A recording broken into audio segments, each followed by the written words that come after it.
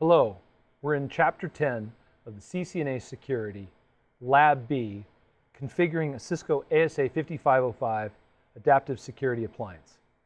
So in Part 4, which is the part that we're in, we are in the ASDM Security Device Manager, and we've got this web browser management tool that we're managing the ASA device with.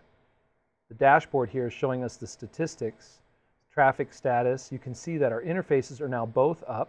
You can see that we have the IP address on the inside and the IP address on the outside set up, but we still need to set up some basic configurations. So we'll go to Configuration, System Time, Clock, and we will set the correct time, and we will make sure that the date is correct. See here. The date's correct, and also we've got our time zone, and we'll click Apply. Now what we're going to do is, if we look at our topology, our diagram, this ASA device has the outside interface configured, so it knows about this network right here, and it knows about the 192.168.1 network right here, but can it ping, let's say, R2 at 10.1.1.2? Well, we can test that right from this browser-based tool. In other words, I can, in the ASDM tool, go to Tools, Ping, ICMP, put in the IP address that I want to ping, hit Ping. And you can see that we get the output, and it says sending 5 ICMP echoes, and it did not work. There's no route to host 10.1.1.2. So the problem is that we haven't set up a default route. So there's no default route going beyond this ASA device. So what we want to do is we want to set up a default route for the ASA device to go to the next top IP address, which would be R1 at 225, 209.165.200.225. So that's what we're going to do now. So to do that, we'll go to Configuration, and we need to go to Routing. So we'll go to Routing, and we'll say Static Routes. And let's take a look here. IP version 4, we'll say. We'll click Add. All right, the interface. This is going to be the outside interface that we're going to want to use. And network. Notice, click here and do this. That's pretty interesting. That's fun. What we're going to do is we're going to hit any. And if we put in any, that will result in a quad 0, basically 0.0.0, and then a 0.0.0 subnet mask. And then the gateway IP, 209.165.200.225, is R1's interface. And then if we need any options, no, we're okay. We'll click OK, and you can see there it is. Outside interface, 0000000, and then the IP address, the metric, the 1, and we'll click Apply. So now let's test to see if we can ping outside of the network. We'll go to Tools, Ping again, put in the IP address, ping, and you can see this time it's successful. So that worked out really nicely. So now what we want to do is, let's see if there's another tool that we can use. So the lab recommends that you also try out the trace tool. So let's try it out. Tools, trace route.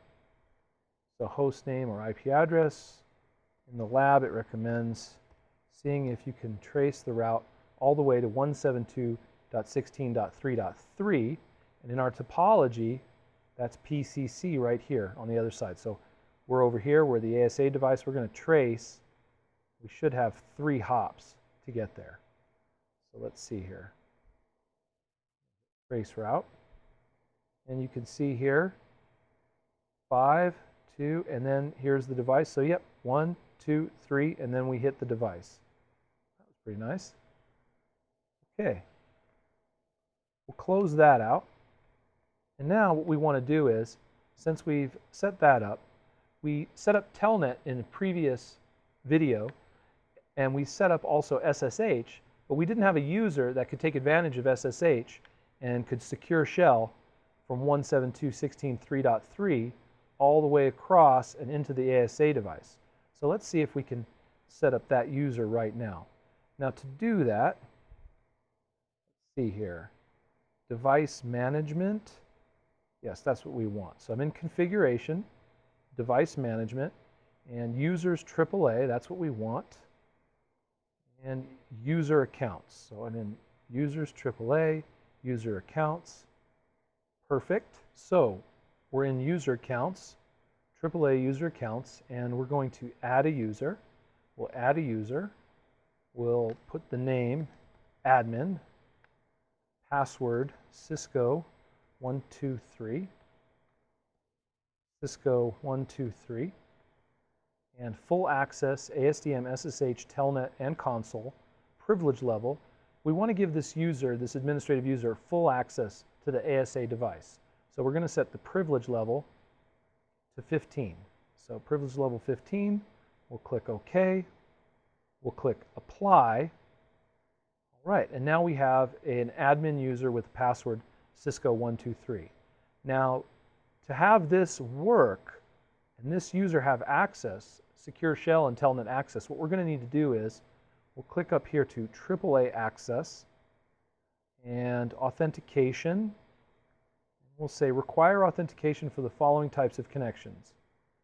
We'll say SSH, use the local database, Telnet, use the local database of users. So now if you're going to SSH or Telnet in, or we could say HTTP and ASDM as well, it's going to use the AAA local user database on the router and not just the global configurations that come by default. So we'll hit local and we'll click apply. So now what we want to do is we want to test this out and see if we can SSH from PCC at 172.16.3.3 and SSH secure shell into our ASA device at 209.165.200.226. So what we'll do is I'm going to do a start run MSTS Microsoft Terminal Services Client, and we'll run a remote desktop connection over to the host.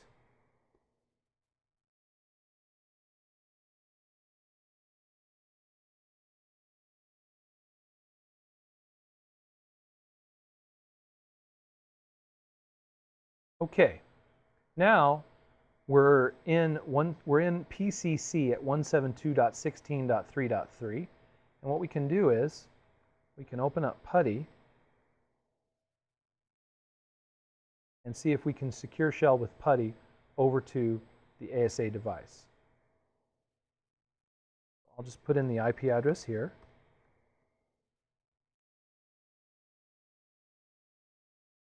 Right, 209.165.200.226, port 22, SSH, open.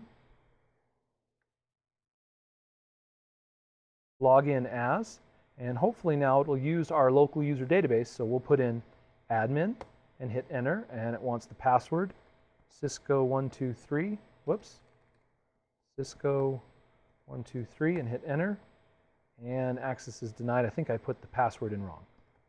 Cisco123. All right, and we're in.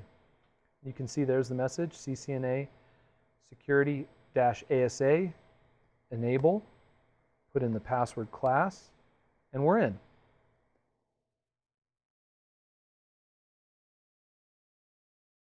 All right, so that worked out pretty nicely. All right, the last thing we want to do is allow users on the local network to ping. Right now, if I close this remote desktop connection and go back to my command prompt right here, this is my command prompt on PCB. I'm not going to be able to ping 172.16.3.3. Let's see if we can. Ping 172.16.3.3. And you can see the ping's not taking. And that's because the ASA needs to inspect outbound traffic for the ICMP protocol if we want to allow that traffic to then be allowed to return. So what we're going to do is we're going to see if we can apply that rule on the device here, on the ASA device. So we're going to need to modify the MPF application inspection policy. All right. So to do that, we go back to our Cisco ASDM management tool, and we're going to go over here to Firewall. And you can see in the firewall here, inside, what we're going to need to do is configure service policy rules.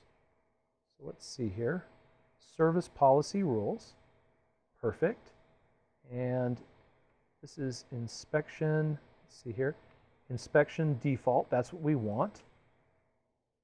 We're going to click Edit.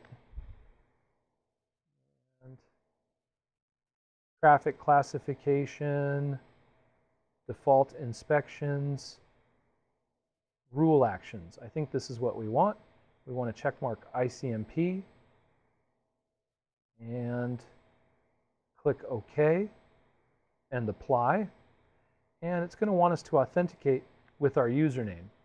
So I'm going to put in admin Cisco123 and click login. Remember, we changed the access rules for the ASA device, and so now it wanted us to authenticate with a local user that's been configured on the ASA device. All right, so that looks pretty good. See the inspection rules here. All right, let's give it a try. So back over to the command prompt and up arrow and see if we can ping. And now we can ping 172.16.3.3. And that's because the ASA device is inspecting ICMP protocol traffic outbound from the internal network. All right, perfect. In part 5, we're going to configure the DMZ.